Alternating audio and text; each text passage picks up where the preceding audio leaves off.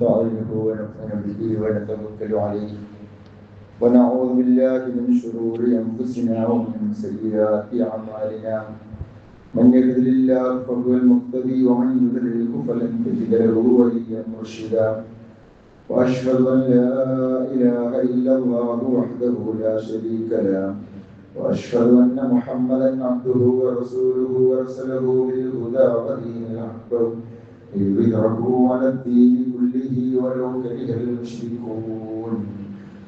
اللهم صل على محمد وعلى آل محمد كما صليت على إبراهيم وعلى آل إبراهيم إنك حميد مجيد. اللهم بارك على محمد وعلى آل محمد كما باركت على إبراهيم وعلى آل إبراهيم إنك حميد مجيد. أما بعد فإن خير الحديث كتاب الله وخير الهدي هدي محمد صلى الله عليه وسلم وشر الأمور محدثاتها وكل محدثة بدعة وكل بدعة ضلالة وكل ضلالة في النار. أيها الناس اتقوا الله حق تقاته ولا تموتن إلا وأنتم مسلمون. أعوذ بالله من الشيطان الرجيم. بسم الله الرحمن الرحيم. عسى الله أن يجعل بينكم وبين الذين عاديتم منهم مودة والله قدير والله غفور رحيم. വിശ്വാസികളെ സർവ്വലോകരക്ഷിതാവായ അല്ലാഹുവിന്റെ നിയമനിർദ്ദേശങ്ങൾ യഥാവിധി ജീവിതത്തിൽ പകർത്തുവാനും വിശ്വാസിയായി ജീവിച്ച് ഈമാനോടെ മരിക്കുവാനും പരിശ്രമിക്കണമേ എന്ന് എന്നെയും നിങ്ങളെയും ഓർപ്പിക്കുകയാണ്. കരുണാവാരിയായ നാഥൻ അവനെ ഭയപ്പെട്ട് ജീവിക്കുന്ന മുത്തഖീങ്ങളായ ദാസന്മാരുടെ കൂട്ടത്തിൽ നമ്മെ അവരെയും ഉൾപ്പെടുത്തി അനുഗ്രഹിക്കുമാറാവട്ടെ. നമ്മുടെ മാതൃരാജ്യം സ്വാതന്ത്ര്യം നേടിയതിൻ്റെ ആവേശപൂർണമായ ഒരു ഓർമ്മ പുതുക്കൽ ആണ് നാളെ ഓഗസ്റ്റ് 15. 80ാമത് സ്വാതന്ത്ര്യ ദിന ആഘോഷത്തിന് വേണ്ടി നാടും നഗരവും വിദ്യാഭ്യാസ സ്ഥാപനങ്ങളുമൊക്കെ ഒരുങ്ങിക്കഴിയുന്നു. ഇത്തരുണത്തിൽ മുസ്ലിങ്ങൾ എന്ന നിലക്ക്, വിശ്വാസികൾ എന്ന നിലക്ക് നമ്മുടെ രാജ്യത്തോട് നാം സ്വീകരിക്കേണ്ട സമീപനത്തെക്കുറിച്ച് ചില കാര്യങ്ങൾ മനസ്സിലാക്കേണ്ടത് അനിവാര്യമാണ് എന്നുള്ളത് കൊണ്ട് അതുമായി ബന്ധപ്പെട്ട ചില കാര്യങ്ങളാണ് ഇൻഷാ അല്ലാഹ് സൂചിപ്പിക്കുവാൻ ഉദ്ദേശിക്കുന്നത്. ഇന്ത്യ ഒരു അത്ഭുത രാജ്യമാണ്. ലോകത്ത് ഇങ്ങനെ ഒരു രാജ്യം വേറെ ഇല്ല എന്നുള്ളതാണ് സത്യം. ഇത്രയും ഭാഷകൾ, ഇത്രയും വ്യത്യസ്തമായ വേഷങ്ങൾ, ഭക്ഷണ രീതി, വർണ്ണം, ജാതി, വ്യത്യസ്തമായ മതങ്ങൾ അധിവസിക്കുന്ന നാട്. ഹിന്ദു, മുസ്ലിം, ക്രൈസ്തവർ, ജൈനർ, ബുദ്ധർ, പാഴ്സികൾ, സിഖുകാർ, ജൂതന്മാർ, ദ്രാവിഡർ, അങ്ങനെ തുടങ്ങി വ്യത്യസ്തമായ മതവിഭാഗങ്ങൾ ഇത്ര വൈവിധ്യത്തോടെ അതോടൊപ്പം ഒറ്റ മനസ്സോടെ ഏകത്വത്തോടെ ജീവിക്കുന്ന ഒരു രാജ്യം ലോകത്ത് വേറെ ഇല്ല. അതുകൊണ്ടാണ് നമ്മുടെ രാജ്യം അതിൻ്റെ ഒരു കാഴ്ചപ്പാടായി ലോകത്തിന് സമർപ്പിച്ചതാണ് നാനാത്വത്തിൽ ഏകത്വം എന്നുള്ളത്. അത് ഇന്ത്യയുടെ മാത്രം പ്രത്യേകതയാണ്. ലോകത്ത് ഏറ്റവും കൂടുതൽ മുസ്ലിങ്ങൾ ജീവിക്കുന്ന രാജ്യങ്ങളിൽ ഒന്നുകൂടിയാണ് ഇന്ത്യ. ഈ വ്യത്യസ്തമായ മതങ്ങളിൽ മുസ്ലിങ്ങൾ, വിശ്വാസികൾ നമ്മുടെ രാജ്യത്തിന്റെ മൂല്യത്തെ മുറുകെ പിടിച്ചുകൊണ്ടും അതോടൊപ്പം വിശ്വാസപരമായ നമ്മുടെ വ്യതിരിക്തത, ഒരു ഇസ്ലാമികമായ ഐഡന്റിറ്റി കാത്തു സൂക്ഷിച്ചുകൊണ്ടുമാണ് ഈ രാജ്യത്തെ സ്നേഹിച്ചുകൊണ്ട്, ഈ രാജ്യത്തിന്റെ നിയമാവലികൾ അനുസരിച്ചുകൊണ്ട് ഈ രാജ്യത്ത് നിലനിൽക്കുന്നത്. മതേതരത്വം, മതനിരപേക്ഷത, അതാണ് നമ്മുടെ രാജ്യത്തിന്റെ ഏറ്റവും വലിയ പ്രത്യേകത എന്ന് പറയുന്നത്. മതേതരത്വം എന്ന് പറഞ്ഞാൽ രാജ്യത്തിന് സ്വന്തമായിട്ടൊരു മതമില്ല, എന്നാൽ രാജ്യത്ത് ജീവിക്കുന്ന ജനങ്ങൾക്ക് അവർക്ക് ഇഷ്ടമുള്ള മതം സ്വീകരിക്കാം, വിശ്വസിക്കാം, അതനുസരിച്ച് പ്രവർത്തിക്കാം, ആവശ്യമുള്ളവർക്ക് അത് പ്രബോധനം ചെയ്യുകയുമാവാം. അതാണ് ഇന്ത്യൻ ഭരണഘടന ഇന്ത്യയിൽ ജീവിക്കുന്ന ആളുകൾക്ക് നൽകുന്ന ഉറപ്പ് എന്ന് പറയുന്നത്. ഇന്ത്യൻ ഭരണഘടനയുടെ പ്രത്യേകതയാണത്. ഇന്ത്യയുടെ ഭരണഘടനയിൽ തന്നെ അത് കൃത്യമായി ഉൾക്കൊള്ളിച്ചിരിക്കുന്നു എന്നുള്ളതാണ് മറ്റു രാജ്യങ്ങളിൽ നിന്ന് ഇന്ത്യ രാജ്യത്തിനുള്ള പ്രധാനപ്പെട്ട വ്യതിരിക്തതകളിൽ ചിലത് എന്ന് പറയുന്നത്. ലോകത്ത് ഇന്നേ വരെയുള്ള ചരിത്രം നാം അന്വേഷിച്ചാൽ 3 തരത്തിലുള്ള രാജ്യങ്ങൾ ലോകത്തുണ്ട്. 3 തരം നിലപാടുകൾ. ഒന്നാമത്തേത് ദാറുൽ ഇസ്ലാമാണ്, അഥവാ ഇസ്ലാമിനെ ഔദ്യോഗിക മതമായി പ്രഖ്യാപിച്ചിട്ടുള്ള രാജ്യങ്ങൾ. അങ്ങനെയുള്ള ഒരുപാട് രാജ്യങ്ങൾ ലോകത്തുണ്ട്. രണ്ടാമത്തേത് ദാറുൽ ഹർബാണ്. അവിടെ മുസ്ലിങ്ങളോട് ശക്തമായ ഔദ്യോഗികമായി തന്നെ രാജ്യത്തിന്റെ തീരുമാനം എന്നുള്ള നിലക്ക് മുസ്ലിങ്ങളോട് ശത്രുത പ്രഖ്യാപിച്ചിട്ടുള്ള രാജ്യങ്ങളാണ് ദാറുൽ ഹർബ് എന്ന് മുസ്ലിം പണ്ഡിതന്മാർ വിലയിരുത്തുന്നത്. അഥവാ മുസ്ലിങ്ങൾ ആ രാജ്യവുമായി യുദ്ധം ചെയ്ത് തന്നെ അവിടെ ജീവിക്കേണ്ടി വരുന്ന അവസ്ഥയുള്ള പ്രദേശങ്ങൾ.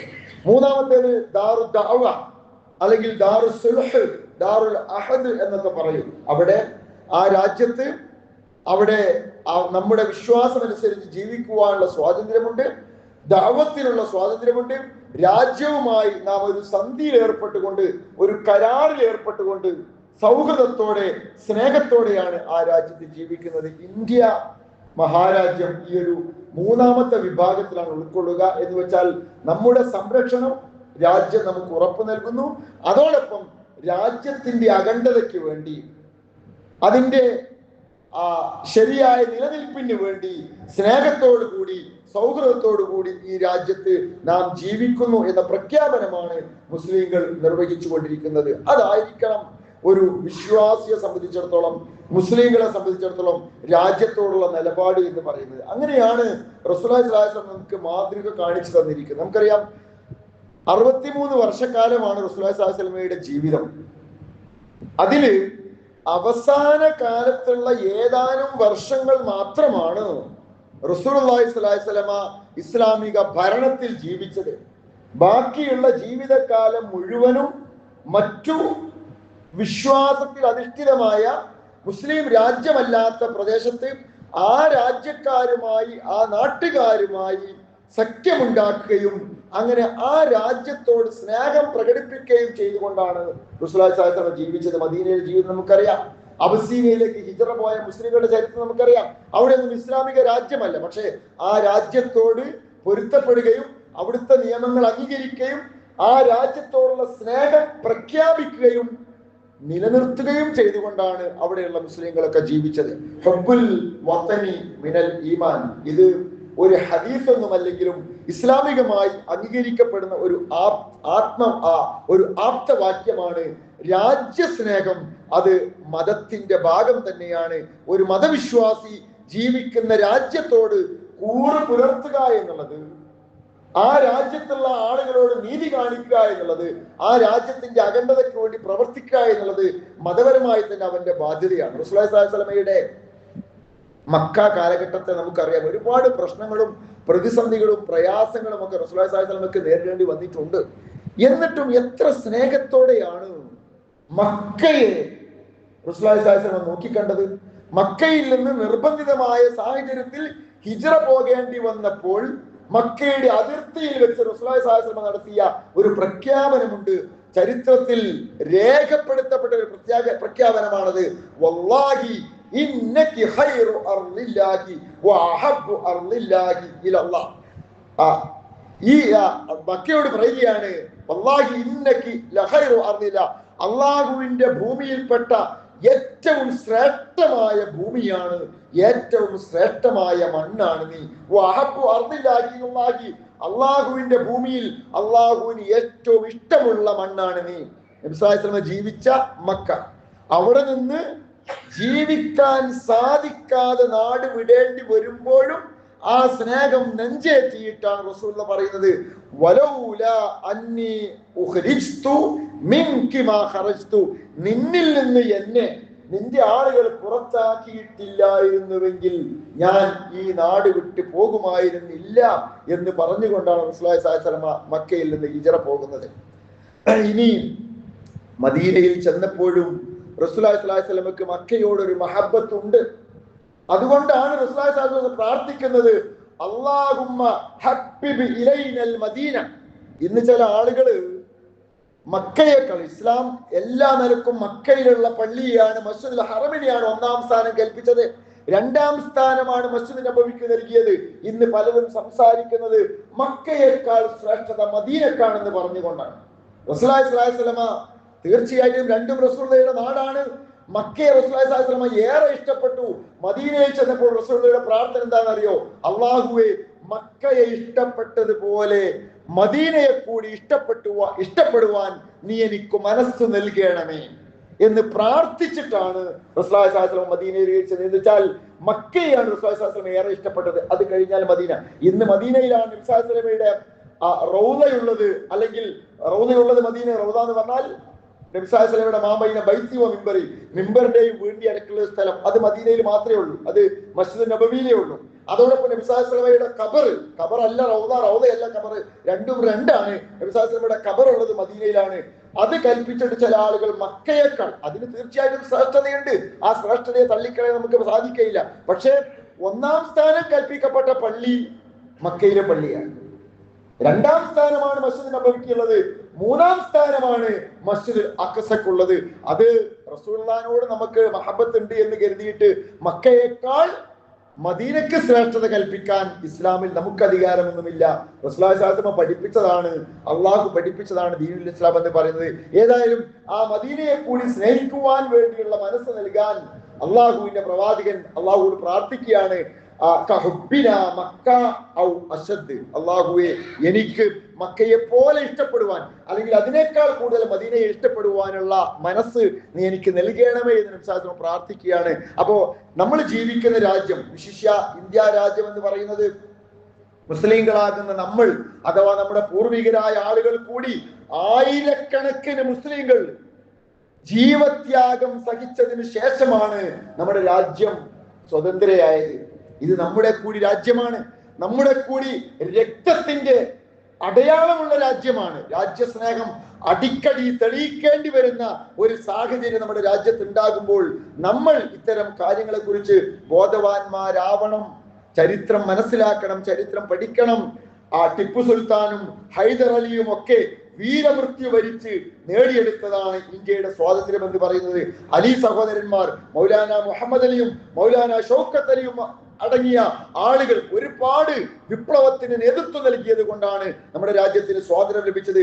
1921 മലബാർ സമരം നമുക്കറിയാം. നമ്മുടെ പൂർവികരായ ഒരുപാട് ആളുകൾ അന്ന് കുരുതി കൊടുക്കപ്പെട്ടിട്ടുണ്ട്. ഈ രാജ്യത്തിന് വേണ്ടി ഷഹീദാകേണ്ടുന്ന അവസ്ഥ ഉണ്ടായിട്ടുണ്ട്. നമ്മുടെ രാജ്യത്തിന്റെ സ്വാതന്ത്ര്യം എന്ന് പറയുന്നത് നമ്മൾക്ക് കൂടി അവകാശപ്പെട്ടതാണ്. ആ സ്നേഹം നമ്മുടെ നെഞ്ചകത്തുണ്ടായിരിക്കണം, ആ ഒരു ആത്മാർത്ഥത നമ്മുടെ രാജ്യത്തോട് നമുക്ക് ഉണ്ടായിരിക്കണം. ഒരു പക്ഷേ ഒറ്റപ്പെട്ട ചില സംഭവങ്ങൾ വർഗീയതയുമായി ബന്ധപ്പെട്ട്, മതവിദ്വേഷവുമായി ബന്ധപ്പെട്ട്, പരമത നിന്ദയുമായി ബന്ധപ്പെട്ടൊക്കെ രാജ്യത്ത് തീർച്ചയായിട്ടും ഒറ്റപ്പെട്ട പ്രശ്നങ്ങൾ ഉണ്ടായിരിക്കാം. അതിനെയൊക്കെ ജനാധിപത്യപരമായ രീതിയിൽ, നിയമപരമായ രീതിയിൽ നേരിടുക എന്നതാണ് ഒരു വിശ്വാസിയുടെ വഴി എന്ന് പറയുന്നത്. അതല്ലാത്ത ഒരു മാർഗവും സ്വീകരിക്കാൻ ഒരു വിശ്വാസിക്ക് അധികാരമില്ല. മറ്റുള്ളവർ അങ്ങനെ പെരുമാറുന്നു എന്നുള്ളത് കൊണ്ട് നമ്മുടെ പെരുമാറ്റം ഒരിക്കലും അങ്ങനെയായി മാറുവാൻ പാടുമില്ല. അതാണ് ഇസ്ലാം മതം നമ്മളെ പഠിപ്പിക്കുന്ന കാര്യം. ശത്രുവിനെ പോലും മിത്രമായി കാണുക, ശത്രുവിനെ പോലും മിത്രമായി കാണുക. ഇങ്ങോട്ട് ക്രൂരത കാണിച്ചാലും അങ്ങോട്ട് സ്നേഹം കാണിക്കുക, ഇങ്ങോട്ട് അനീതി ചെയ്താലും അങ്ങോട്ട് നീതി കാണിക്കുക. ഇതാണ് ഇസ്ലാം വിശ്വാസികളെ പഠിപ്പിക്കുന്നത്. സൂറത്തുൽ മാഇദയിലെ 8-ാമത്തെ ആയത്തിലൂടെ അല്ലാഹു പറയുന്നുണ്ട്, യാ അയ്യുഹല്ലദീന ആമനു, വിശ്വാസികളെ, കൂനു ഖവ്വാമീന ലില്ലാഹി, നിങ്ങൾ അല്ലാഹുവിന് വേണ്ടി നിലകൊള്ളുക, ശുഹദാഅ ബിൽ ഖിസ്തി, നീതിക്ക് സാക്ഷ്യം വഹിക്കുന്നവരായി മാറുക. വലാ യജ്രിമന്നകും ശനആനു ഖൗമിൻ, ഒരു ജനവിഭാഗത്തോടുള്ള അമർഷം, അല്ല താദിലു, അനീതി കാണിക്കാൻ നിങ്ങളെ പ്രേരിപ്പിക്കാതിരിക്കട്ടെ. ഏതെങ്കിലും ഒരു ജനവിഭാഗത്തോട് അമർഷമുണ്ട് എന്നുള്ളത്, അവർ അങ്ങനെ പെരുമാറുന്നു എന്നുള്ളത് അവരോട് അനീതി കാണിക്കുവാൻ കാരണമല്ല. നമ്മളോട് എങ്ങനെ ഇങ്ങോട്ട് പെരുമാറിയാലും നീതിയോട് കൂടി മാത്രമേ നാം തിരിച്ചങ്ങോട്ട് പെരുമാറാവൂ. നിങ്ങൾ നീതി കാണിക്കുക, അതാണ് തഖ്വയോട് ഏറ്റവും ചേർന്ന് നിൽക്കുന്നത്. നീതി കാണിക്കലാണ് തഖ്വയോട് ഏറ്റവും ചേർന്ന് നിൽക്കുന്നത്. അതുകൊണ്ട് നമ്മുടെ മനസ്സിൽ തഖ്വ ഉണ്ടോ, പടച്ചോനെ കുറിച്ചുള്ള പേടിയുണ്ടോ, നമ്മൾ നീതി കാണിക്കണം. അപ്പോ അവര് കാണിക്കുന്നത് അനീതിയല്ലേ, അവര് ചെയ്യുന്നത് ഇതല്ലേ, അവരെന്ത് ചെയ്താലും അവർക്ക് പരലോകമില്ല, അവർക്ക് ദീനില്ല, അവർക്ക് ഈ ലോകത്തിന് ശേഷം മറ്റൊരു ജീവിതമില്ല. നമ്മളെ സംബന്ധിച്ചിടത്തോളം അങ്ങനെയല്ല. നമുക്ക് ചോദ്യമുണ്ട്, ഉത്തരമുണ്ട്, അവിടെ കാര്യങ്ങൾ ബോധിപ്പിക്കേണ്ടതുണ്ട്. അതുകൊണ്ട് ആ അല്ലാഹു നമ്മളോട് പറയുന്നത് പൊറുക്കുവാനാണ്, ക്ഷമിക്കുവാനാണ്. വത്തഖുള്ള, വീണ്ടും പറയുന്നത് നിങ്ങൾ അല്ലാഹുവെ സൂക്ഷിക്കുക. ഇന്നല്ലാഹു ഖബീറൻ ബിമാ തഅമലൂൻ, നിങ്ങൾ പ്രവർത്തിക്കുന്നതിനെ കുറിച്ച് അല്ലാഹു കൃത്യമായി സൂക്ഷ്മമായി അറിയുന്നവനാണ്. അതാണ് റസൂല് ഇതിന്റെ വിശദീകരണത്തിൽ ഹദീസിൽ പറയുന്നുണ്ട്, ലാ തഖുൻ മൻ ഖാനക, ലാ തഖുൻ മൻ ഖാനക, നിങ്ങളെ ചതിച്ചവനെ നിങ്ങൾ തിരിച്ചു ചതിക്കാൻ പാടില്ല. ഓല് നമ്മളോട് അങ്ങനെ കാണിച്ചില്ലേ, ഓല് നമ്മളോട് ഇങ്ങനെ ചെയ്തില്ലേ, അവർ നമ്മളെ ആളുകളെ ഇങ്ങനെ പെരുമാറിയില്ല, തിരിച്ചങ്ങനെ ചെയ്യുവാൻ അവകാശമില്ല, അവരെ നിങ്ങൾ തിരിച്ചു ചതിക്കാൻ പാടില്ല എന്നാണ് ഇസ്ലാം നമ്മളെ പഠിപ്പിക്കുന്നത്, റസൂലുള്ളാഹി സ്വല്ലല്ലാഹു അലൈഹി വസല്ലം നമ്മളെ പഠിപ്പിക്കുന്നത്. അതോടൊപ്പം നമ്മുടെ രാജ്യത്ത് ജീവിക്കുമ്പോൾ ഓർക്കേണ്ട ചില സംഗതികള്, ലോകത്തിന്റെ വ്യത്യസ്തമായ ഭാഗങ്ങളിൽ പല നിലക്കുമുള്ള പീഡനങ്ങൾ, ഇപ്പൊ ഫലസ്തീനിലായിരുന്നാലും റോഹിംഗ്യൻ മുസ്ലിങ്ങൾക്കായിരുന്നാലും ചൈനയിലായിരുന്നാലും ലോകത്തിന്റെ വ്യത്യസ്തമായ ഭാഗങ്ങളിൽ മുസ്ലിങ്ങൾ പല നിലക്കുള്ള പീഡനങ്ങൾക്കും അതേപോലെ തന്നെ പ്രയാസങ്ങൾക്കും വിധേയരാകുന്നുണ്ട്. സ്ഫോടനങ്ങള്, പിന്നെ ബോംബുകള്, അതേപോലെ തന്നെ മിസൈലുകള്, ഞെട്ടിത്തെറിക്കുന്ന ബാല്യങ്ങളുടെ ചരിത്രങ്ങള് ഓരോ ദിവസവും നമ്മൾ പത്രത്തിലൂടെ വായിച്ചുകൊണ്ടിരിക്കുകയാണ്.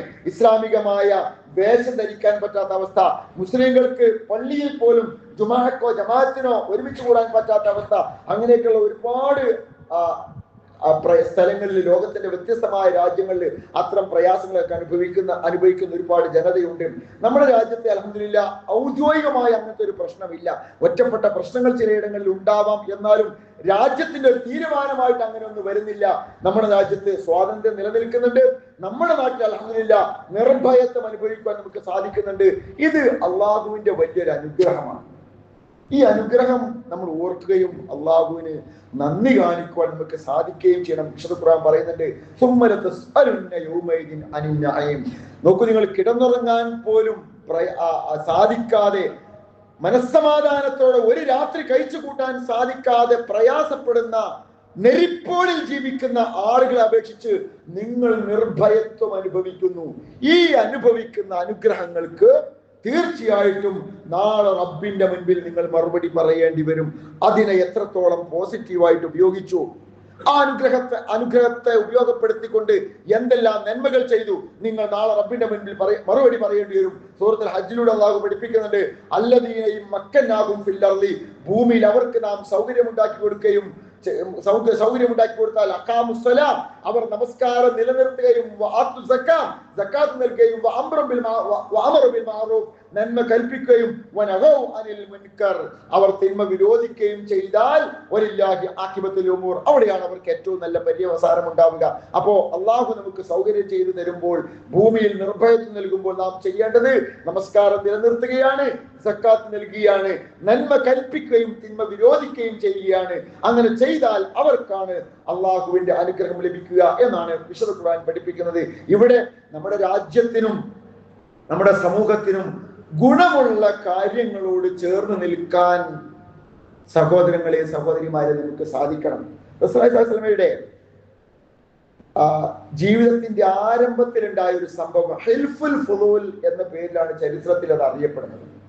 മക്കയിൽ നബുവത്തൊക്കെ ലഭിക്കുന്നതിന് എത്രയോ വർഷങ്ങൾക്ക് മുൻപ് നബി സല്ലല്ലാഹു അലൈഹി വസല്ലം തന്റെ പിതൃവ്യന്മാരുടെ, തന്റെ എളാപ്പ മൂത്താപ്പന്മാരുടെ കൂടെ ഒരു ചർച്ചക്ക് ക്ഷണിക്കപ്പെടുകയാണ്, ഒരു കരാറിന് ക്ഷണിക്കപ്പെടുകയാണ്. അബ്ദുല്ലാഹി ഇബ്നു ജുദ്ആൻ എന്ന് പറയുന്ന വ്യക്തിയുടെ വീട്ടിലാണ് ആ കരാർ നടക്കുന്നത്. ആ കരാറിന്റെ പേര് ഹിൽഫുൽ ഫുളൂൽ എന്നാണ്. അതിന്റെ പ്രധാനപ്പെട്ട വ്യവസ്ഥ ഹജ്ജിനും ഉംറക്കും വരുന്നവർ, ജാഹിലിയത്തിലാണ് ഇത് നടക്കുന്നത്, നബി സല്ലല്ലാഹു അലൈഹി വസല്ലം പ്രവാചകനാകുന്നതിന് മുൻപാണ്. അന്ന് ഹജ്ജിനും ഉംറക്കും വരുന്ന ആളുകൾക്ക് സംരക്ഷണം നൽകുന്ന രീതിയിൽ രാജ്യത്ത് സമാധാനം നിലനിൽക്കണം, ഒരു കരാർ. മറ്റൊന്ന്, കയ്യേറ്റത്തിന് വിധേയരാവുന്ന ആളുകൾക്ക് സംരക്ഷണം കൊടുക്കണം. ഇങ്ങനെയുള്ള ഒരു കരാർ വ്യത്യസ്തമായ കുടുംബത്തിലെ ആളുകൾ ഒരുമിച്ച് കൂടിയിട്ട് ചെയ്യുമ്പോൾ, ഉണ്ടാക്കുമ്പോൾ അതിൽ വളരെ യാദൃശ്യമായ റസൂലുള്ളാഹി സ്വല്ലല്ലാഹു അലൈഹി വസല്ലമക്കും തന്റെ ചെറുപ്പത്തിൽ തന്നെ പങ്കെടുക്കാൻ പറ്റി. അതിനെക്കുറിച്ച് നുബുവത്തൊക്കെ ലഭിച്ച പ്രവാചകനായതിനു ശേഷം റസൂലുള്ളാഹി സ്വല്ലല്ലാഹു അലൈഹി വസല്ലം ഒരിക്കൽ ഓർത്തുകൊണ്ട് പറയാണ്, ലൗ ഷഹിദ്തു മഅ ഉമൂമത്തി ഹിൽഫൻ ഫീ ദാരി അബ്ദുല്ലാഹി ഇബ്നു ജുദ്ആൻ. അബ്ദുല്ലാഹി ഇബ്നു ജുദ്ആന്റെ വീട്ടിൽ നടന്ന ആ കരാറ്, അതിന് ഞാൻ സാക്ഷിയായല്ലോ എന്റെ പിതൃവ്യന്മാരുടെ കൂടെ. മാ അഹബ്ബു അന്ന ലീ ബിഹി ഹുംറുൻ നഅം. എനിക്ക് ചുവന്ന ഒട്ടകങ്ങൾ ലഭിക്കുന്നതിനേക്കാൾ ഇഷ്ടം അതുപോലെയുള്ള നന്മയുടെ ഒരു കരാർ വ്യവസ്ഥയിൽ പങ്കെടുക്കലാണ്. ചുവന്ന ഒട്ടകം എന്നൊക്കെ പറഞ്ഞാൽ അന്നത്തെ ചുവന്ന ഒട്ടകം ഇന്നത്തെ ഒരു ഔഡിയോ ഇന്നോവ കാറിന് അതെന്ന് പറഞ്ഞാൽ വലിയ വാഹനത്തെക്കാൾ വിലയുള്ളതാണ്. അന്ന് ഏറ്റവും നല്ല വാഹനമാണ് ചുവന്ന ഒട്ടകം. അവർക്ക് ഒട്ടകം എന്ന് പറഞ്ഞാൽ എമ്പാടുമാണ്. ചുവന്ന ഒട്ടകായ പെരുത്തിഷ്ടായി. അങ്ങനെയുള്ള ഒരു ഒട്ടകം ലഭിക്കുന്നതിനേക്കാൾ എനിക്കിഷ്ടം ഇതുപോലെയുള്ള സംഭാഷണങ്ങളിൽ, സന്ധിയിൽ പങ്കെടുക്കൽ. എന്താ സന്ധിയിൽ? രാജ്യത്ത് സമാധാനം ഉണ്ടാക്കുന്ന സന്ധി. എന്നിട്ടോ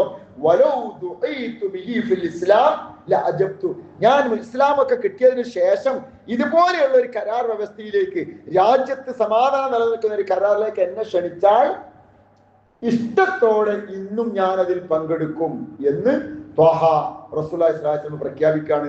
അതാണ് ഇസ്ലാമിന് ഇത്തരം വിഷയങ്ങളിലുള്ള കാഴ്ചപ്പാട് എന്ന് പറയുന്നത്. അപ്പൊ പരസ്പരം സഹകരിക്കാവുന്ന മേഖലകൾ കണ്ടെത്തുക, സമൂഹത്തിന് ലഭിക്കുന്ന നന്മയ്ക്ക് വേണ്ടി നമ്മൾ ഒരുമിച്ച് കൂടുക. അങ്ങനെ ഏതൊക്കെ നിലക്ക് പരസ്പരം യോജിച്ച് പോകാൻ സാധിക്കുമോ ആ യോജിപ്പുകളെ കണ്ടെത്തുക. എവിടെയാണ് പുഴുക്കുത്തുള്ളത്, എവിടെയാണ് പ്രശ്നമുള്ളത്, എവിടെയാണ് വിപ്ലവത്തിന് സാധ്യതയുള്ളത് എന്ന് അന്വേഷിച്ച് നടക്കലല്ല ഒരു വിശ്വാസിയുടെ ബാധ്യത. മറിച്ച് രാജ്യത്ത് ഈ തലമുറക്കും വരും തലമുറക്കും ആശ്വാസത്തോടെ, സമാധാനത്തോടെ, സൗഹൃദത്തോടെ ജീവിക്കാൻ സാധിക്കണം. അപ്പോൾ നമ്മുടെ വീട്ടിലും, നമ്മുടെ കുടുംബത്തിലും, അയൽവാസികൾക്കിടയിലും, നാട്ടിലും, സമൂഹത്തിലും, രാജ്യത്ത് മൊത്തം ഈ സമാധാനം നിലനിർത്തുവാൻ വേണ്ടി നമുക്ക് എന്ത് ചെയ്യാൻ പറ്റും? അതിന് നമ്മൾ നമ്മുടെ വ്യക്തിത്വത്തെ അഡ്ജസ്റ്റ് ചെയ്തുകൊണ്ട് ഇസ്ലാമിനെ കഴുകിക്കളയണം എന്നല്ല പറഞ്ഞതിന്റെ അർത്ഥം. മുസ്ലിം ഐഡന്റിറ്റിയെ നിലനിർത്തിക്കൊണ്ട് തന്നെ ശരിയായ വിശ്വാസിയായിക്കൊണ്ട് നമുക്ക് എത്രത്തോളം വിട്ടുവീഴ്ച ചെയ്യാൻ സാധിക്കും, ആ നിലക്ക് വിട്ടുവീഴ്ച ചെയ്തുകൊണ്ട് നല്ല മുസ്ലിങ്ങളായി ജീവിക്കുക എന്നുള്ളതാണ് നമ്മുടെ ബാധ്യത. ഒരിക്കലും നമ്മൾ തെറിച്ചു നിൽക്കുന്ന കൊന്ത്രമ്പല്ലികളായി മാറരുത്, പോരായ്മകൾ നോക്കി നടക്കുന്നവരായി മാറരുത്. ഇവിടെ മൊത്തം പ്രശ്നമാണ്. അവരോട് ചിരിക്കാൻ പാടില്ല, ഇവർക്ക് ഹസ്തദാനം ചെയ്യാൻ പാടില്ല, അവരെ അഭിവാദ്യം ചെയ്യാൻ പാടില്ല, ഈ നാട്ടിൽ നിൽക്കാനേ പാടില്ല, ഇവിടുന്ന് ഓടണം എന്നൊക്കെ പറഞ്ഞ് ക്ലാസ് എടുത്ത് കുറെ ആൾക്കാരെ ഇവിടുന്ന് ഓടിച്ചിരുന്നു. നമ്മളൊന്ന് ആലോചിച്ച് നോക്കണം. ആ ഓടിയ ആൾക്കാർ ഇപ്പൊ ഓടിച്ച ആൾക്കാർ ഇപ്പോഴും നാട്ടിൽ കൂടെ തന്നെ നടക്കുന്നുണ്ട്. ഇവിടെ നിൽക്കാനേ പറ്റില്ല, ദാരുൽ ഹർബാണ്, ആകെ പ്രശ്നമാണ്, ഇപ്പൊ പോണം എന്ന് പറഞ്ഞ് ഓടിച്ചിട്ട് പല രാജ്യങ്ങളിലേക്കും പോയ ഒറ്റപ്പെടുന്ന മനുഷ്യന്മാരുണ്ട്. അവരെ കുറിച്ചൊന്ന് പഠിച്ചു നോക്കണം. അവരിപ്പോ എന്ത് ജീവിതമാണ് ജീവിക്കുന്നത് എന്നുള്ളത്, എന്ത് ത്യാഗമാണ് മതത്തിന് വേണ്ടി അവർ സഹിക്കുന്നത് എന്നുള്ളത്. എന്നാൽ നമ്മുടെ രാജ്യത്ത് നമുക്ക് ലഭിച്ചിരിക്കുന്ന സ്വാതന്ത്ര്യവും ഈ അന്തരീക്ഷവും ഉപയോഗപ്പെടുത്തി ഒരാൾക്കെങ്കിലും ഇതിനെ കുറിച്ചുള്ള തെറ്റിദ്ധാരണ മാറ്റാൻ സാധിക്കുന്ന രീതിയിൽ ഈ വെളിച്ചത്തെ എത്തിക്കാൻ സാധിക്കോ? അതാണ് നമ്മൾ നോക്കേണ്ടത്. അതാണ് ഒരു വിശ്വാസം എന്നുള്ളവർക്ക് നമ്മുടെ രാജ്യത്ത് നമുക്കുള്ള ബാധ്യത. അല്ലാതെ വൈകാരികതയ്ക്ക് കീഴ്പ്പെട്ടിട്ട് നാട് വിടാൻ ആർക്കും പറ്റും. വിശുദ്ധ ഖുർആൻ പഠിപ്പിക്കുന്നത്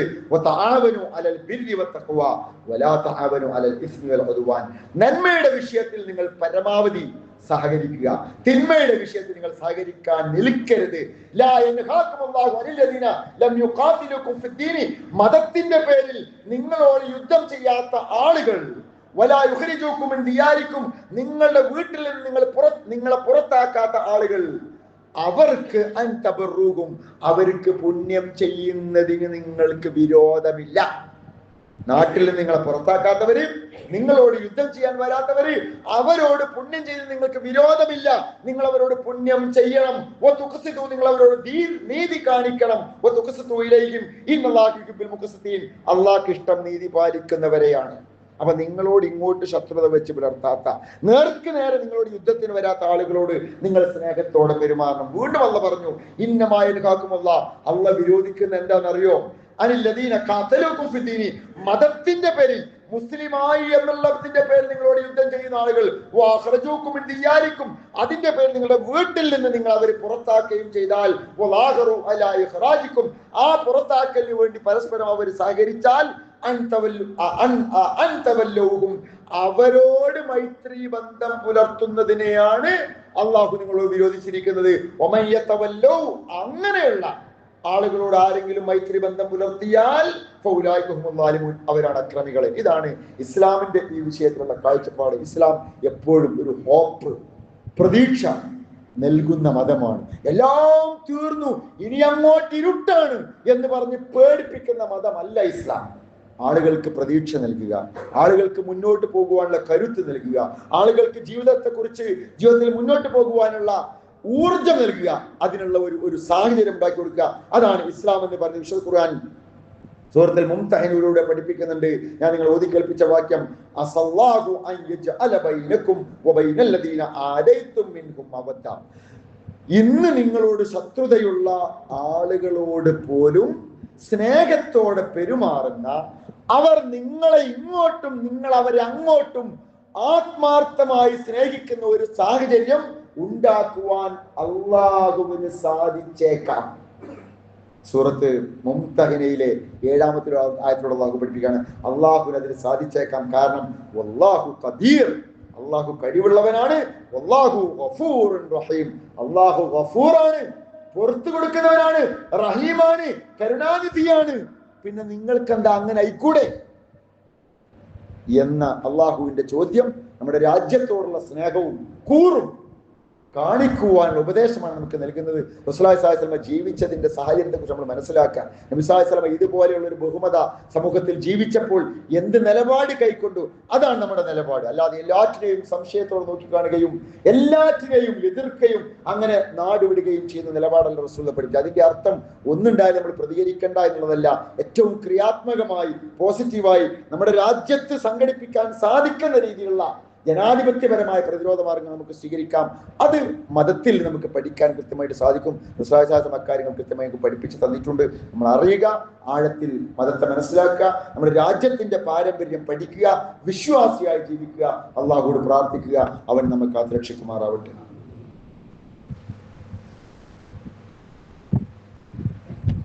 അൽഹംദുലില്ലാഹിൽ വാഹിദിൽ ഖഹാർ അസീസുൽ ഗഫാർ والصلاة والسلام على من أرسله الله كافة للناس بالتبشير والإنذار وعلى آله الأتقياء الأبرار وعلى أصحابه الأسفياء الأخيار ما دامت السماوات والأرض ما تعاقبت الظلمات والأنوار ما بلغت الله വിശ്വാസികളെ അള്ളാഹുവിന്റെ നിയമനിർദ്ദേശങ്ങൾ ജീവിതത്തിൽ പകർന്നു ഉദ്ദേശിക്കുക. നാളെ ഓഗസ്റ്റ് 15 നമ്മുടെ സ്കൂളുകളിലൊക്കെ ആഘോഷിക്കുമ്പോൾ വളരെ കുറച്ച് കുട്ടികളാണ് ഇത്തരം പരിപാടികളിൽ സ്കൂളുകളിലൊക്കെ പങ്കെടുക്കാറുള്ളത്. നമ്മുടെ നാട്ടിലൊക്കെ നടക്കുന്ന ഏതെങ്കിലും ഒരു സംഘടനയുടെ കീഴിൽ ഇത്തരം ഫ്ലാഗ് ഹോസ്റ്റിംഗ് ഒക്കെ നടക്കുമ്പോൾ അതിനോടൊന്ന് സഹകരിച്ചു കൊടുക്കുക എന്നുള്ളത് നമ്മുടെ രാജ്യത്തോടുള്ള സ്നേഹത്തിന്റെ ഭാഗമാണ്. അത് ഏതെങ്കിലും ഒരു പാർട്ടി പ്രവർത്തകർ മാത്രം അല്ലെങ്കിൽ ഇന്നതിന്റെ ആളുകൾ മാത്രം എന്ന നിലക്കല്ല. നമ്മളൊക്കെ അതിൽ ഏതെങ്കിലും നിലക്കൊന്ന് ഭാഗവാക്കാവുക. അതേപോലെ കുട്ടികൾ സ്കൂളിൽ അങ്ങനത്തെ പരിപാടിയൊക്കെ നടക്കുമ്പോൾ അതിലൊന്ന് പോവുക, ആ മധുരമൊന്ന് നുണരുക, അവിടെയുള്ള ഫംഗ്ഷൻ ഒന്ന് കാണുക, അതിലൊന്ന് പാർട്ടിസിപ്പേറ്റ് ചെയ്യുക, പങ്കാളിയാവുക കഴിയുന്ന രീതിയിൽ. അത് തീർച്ചയായിട്ടും നമ്മുടെ രാജ്യത്തോട് നാം കാണിക്കുന്ന സ്നേഹമാണ്, കൂറാണ്. അതിനെ നിലനിർത്തുകയും സന്തോഷത്തോടു കൂടി സമാധാനത്തോടുകൂടി സംതൃപ്തിയോടുകൂടി രാജ്യത്ത് ജീവിക്കാൻ സാധിക്കുന്ന ഒരു സാഹചര്യം ഉണ്ടാക്കുകയും ചെയ്യുക എന്നുള്ളത് എല്ലാവരുടെയും ഉത്തരവാദിത്തമാണ്. ഏറ്റവും പ്രധാനപ്പെട്ടത് അള്ളാഹുവിനുള്ള പ്രാർത്ഥനയാണ്. അള്ളാഹുവോട് ആത്മാർത്ഥമായി പ്രാർത്ഥിക്കുക. നമ്മുടെ രാജ്യത്തിന്റെ അഖണ്ഡതയും നമ്മുടെ രാജ്യത്തിന്റെ ഐക്യവും നമ്മുടെ രാജ്യത്തിന്റെ സമാധാനവും അള്ളാഹു നമുക്ക് നിലനിർത്തി തരുമാറാവട്ടെ. ആശ്വാസത്തോടെ, സന്തോഷത്തോടെ, സമാധാനത്തോടെ, നിർഭയത്വത്തോടു കൂടി എന്നും നമ്മുടെ മക്കൾക്കും ഈ രാജ്യത്ത് ജീവിക്കുവാനുള്ള തൗഫീഖ് അള്ളാഹു നൽകി അനുഗ്രഹിക്കുമാറാവട്ടെ.